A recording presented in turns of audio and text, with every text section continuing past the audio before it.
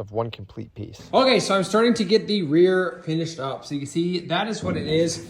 I just took a flat piece, bent it on the brake right here, and that is pretty much what it looks like. So you can see they are both kind of at angles with the hood. That is how the Cutlass 442 hood is. But I'm actually really liking how that looks. It just flows off and then it cuts down into the hood. So I'm going to do the same thing on this side, but before I do that, I'm going to come over here and I'm going to build these side pieces. So I'm going to get all my side pieces built, get everything tacked into place, and then I will do that one. So now that I got the overall shape of the hood scoops done, I built the sides out of cardboard. That way I could transfer them to metal.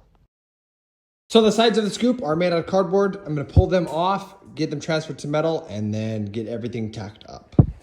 So this was pretty much the last thing that I had to do was transfer these side pieces to metal, but I have some bad news. Guys, I am so sorry. We actually decided we are not running these scoops anymore. Let me show you how this one turned out and why we're not going to run them. So the passenger side is all cut out of metal. Everything is tacked into place. I actually really like the shape of this. It looks really good. They are such long scoops. And honestly, for what I was dealing with and all the issues that I had, I'm really happy how they turned out. Now, like I said, we are not going to be running these scoops anymore. My buddy changed his mind.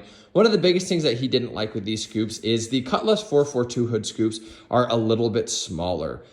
These are about an inch taller, and I wanted to do that just because not only they look a little bit more aggressive, but also I was having to match this curve in the hood. The 442 hood is a completely different shape than this hood. Right here, it is completely flat, and you can see we have a huge curve in the hood that goes all the way to the back. The 442 hood does not have that. And then it's also all the way to the back of the scoops. So the 442 hood is flat. If this hood were flat, I could have made these scoops exactly how we wanted them. But in order to do what my buddy wants to do, I would have had to pretty much cut out the entire inside of the hood and reshape it. And that's just not something that we're going to do right now. If I were to shorten the height of this, the problem is it would have to lay out so flat to match this curve all the way back here. Because you can see that I already had to kind of lay it out a little bit as it goes back. But I did that just so we matched the back of the hood. Now, since we're not running these anymore, I'm gonna cut them all the way off.